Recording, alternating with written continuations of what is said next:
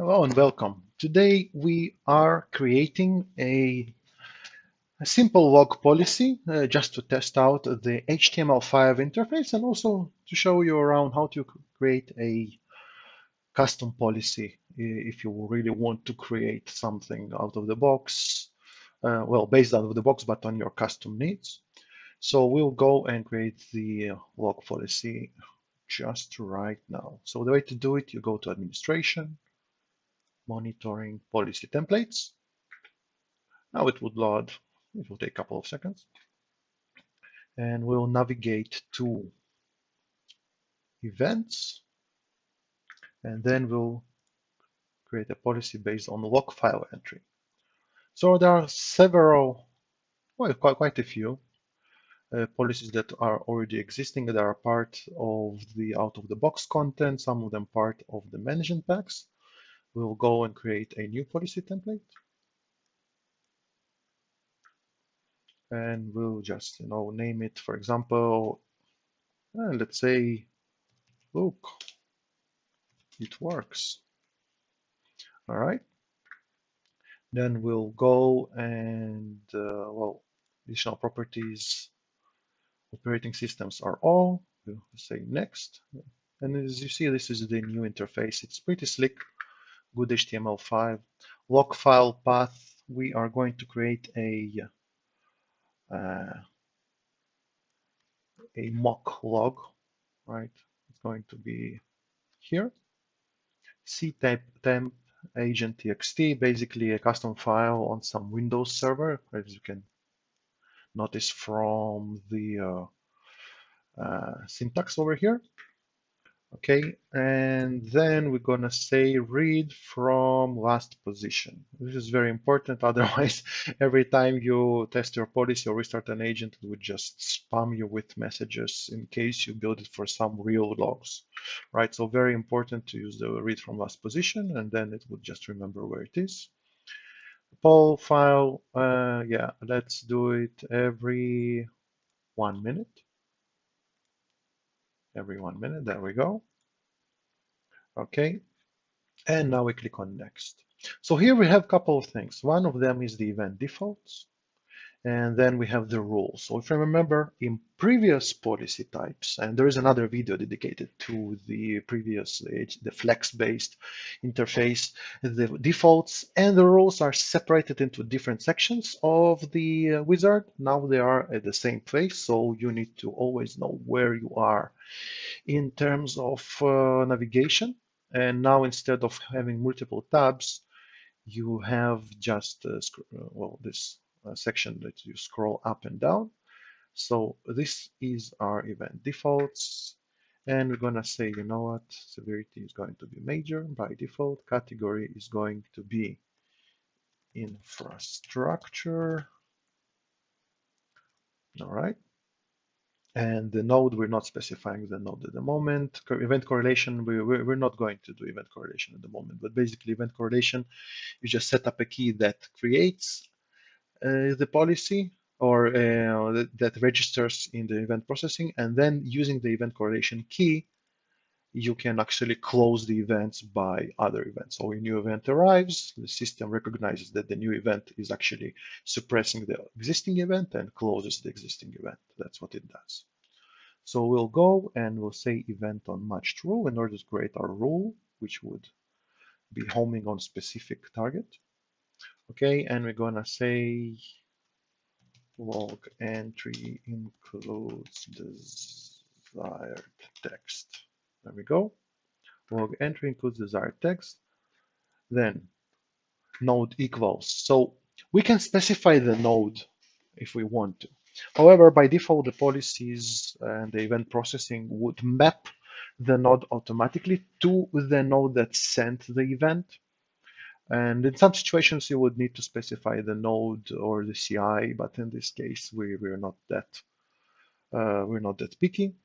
And let's say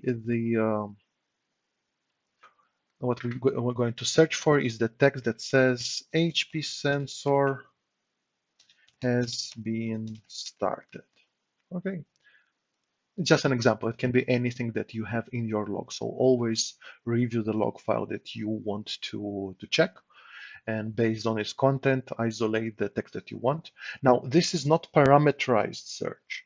Okay, there is a separate policy, and we have dedicated video just for that. I have somewhere someplace else in the channel, and you can look at that. Probably it would pop up in the recommendation screen on the right, in the recommendation list, sorry. But yeah, the parameterized policy would isolate bits and pieces of text and based on them, it would just trigger the event.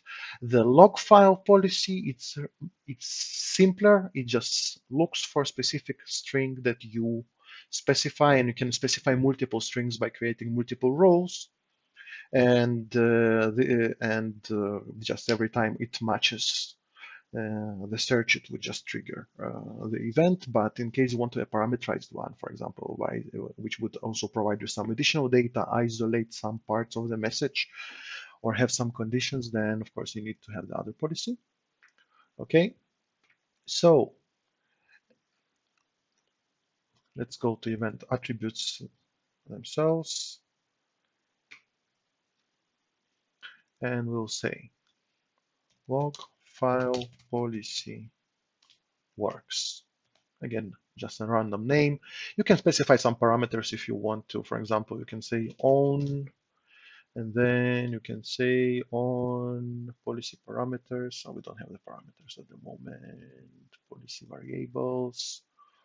Let's say MSG node. Okay, I selected it twice. You know what is going to distinguish the policy from the other events that we have. So let's keep it as it is, messy. It's completely fine. The description can be whatever you want. Okay, and a test log file policy. All right, severity. We can use either defaults, or we can say, you know what, minor. So when the policy doesn't work, it would send, or when the rule doesn't work, it would send us an event with major status, but if the rule works, it would send us an event with minor. So this is our way to isolate our efforts from in a debugging mode, right? When you want to see how your policy operates, or how your policy kind of ignores the message but still has something in the target file. Okay, so if it works, we'll get a minor event. If it doesn't, as you remember, we set up the major policy. All right, ETI. Now, ETIs are super important. ETIs, they are actually settings that allow you to correlate events one with another, okay? And the way to do it, you just click on indicators, and then you find the CI. Our CI, for example, is going to be node, so we'll just go to the node, and then we have, for example, the ETI of event storm. All those are HIs. Health indicators are with a little heart. Event type indicators have a little lightning bolt next to them. And the event type indicators are a little bit newer, so I prefer to use them. So we'll say on, just because.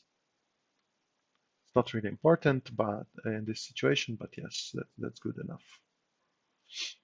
And did it save it? Yes. Okay. It actually mapped them wrong, so it's going to be like this on. Fantastic. Now we are going to dig in a little bit more. So the node this time is going to be MSG node. Not really required, but helps a little bit. Okay, related CI, we're not going to specify what kind of CI it is, so the related CI automatically will become the node. All right, let's continue digging. Now, there is a little section over here. Well, event correlation, as we said. For example, I want to open the request by saying event is on, and you can do whatever you want, right? You can do whatever you want over here. There is no need to dig into the system to find what kind of keys are there. You just need to know what are the keys that open and close the the events, and you can just have a little list on the side, but you specify them. So for example, when a new event arrives, event is on set as its key to open, and to close it is going to be event off.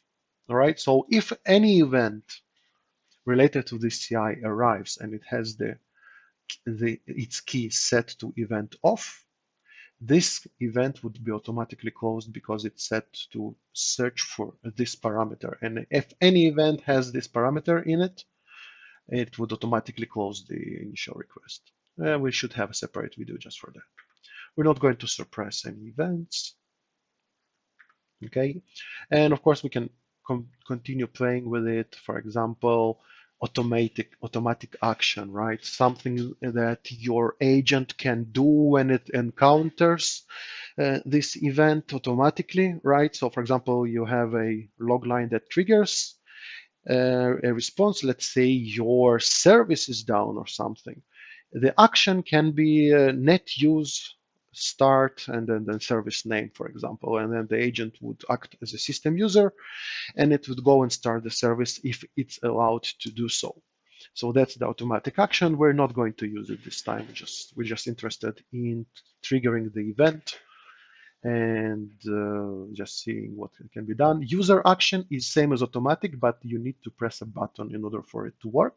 So pretty similar concept. Okay, we click on next. Now for the debug period of your policy development, right? You need to do two things: to create a policy and then test it before you release it to the world. So it's really recommended, first of all, to try and build your policies in staging environments instead of production, because you might spam your NOC team or something else. It's not going to be nice. So when you use the staging and you want to test out your policy, you select unmatched events are forwarded using, basically all unmatched events are still forwarded to OMI, and then you can dig into its details to see what happened there. So we're going to check this option and I'm going to save it for now. So let's test our policy. All right. So as you remember, it looks for a specific file under temp folder, and in the file it searches for specific text. Every time a new occurrence of the text happens, a new event would be triggered. All right, so let's deploy our policy. Okay, and the policy was named Look It Works.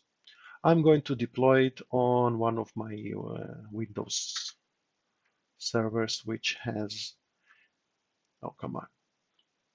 That's a little bug in my UI. I did not set up the system properly. So let's continue from the same point. So this is a Windows server. I'm just choosing a random server in this environment. This is not production at all. And I basically say finish. There are no parameters in this policy. Very simple, but very useful policy. And while it deploys it, or it already did, okay, we will go and open the Windows server. Okay, and once it's in, we will open the CMD window, and we can say, for example, OV policy to list all the policies. Oh, come on, OV policy. There we go. -L. Okay, there we go. We have the policy installed, and we are going to trigger an event by just echoing the text that the policy should be looking for. And in about a minute or so, because if you remember, we specified a 1 minute interval for it, we should get our event. So let's open a new tab.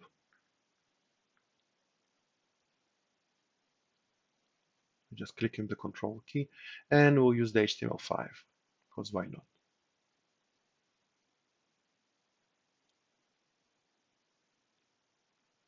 Okay, let's see who's faster, the policy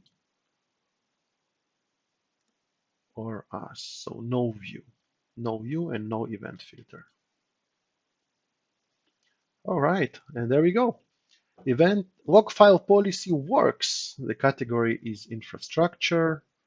And let's see the rest of the details. It has a really wacky name because we created it so, we made it so. But you see the related CI is BPM. We did not specify the CI, it just automatically mapped it to the node CI.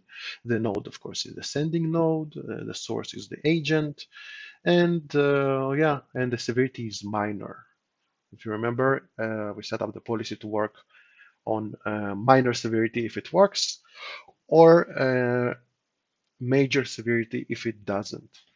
I know, just to have fun with it, because we are all about fun, we're just gonna change the text to some gibberish.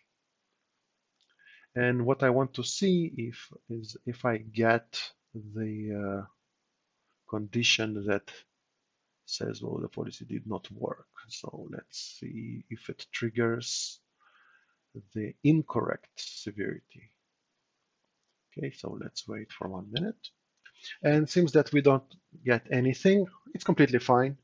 This is a log file policy, so there was no default text search that it would be using. So we know that our custom search did work, and there it is. So I hope you like this video. Hit that subscribe button because there are more videos coming on this topic, and see you in the next one.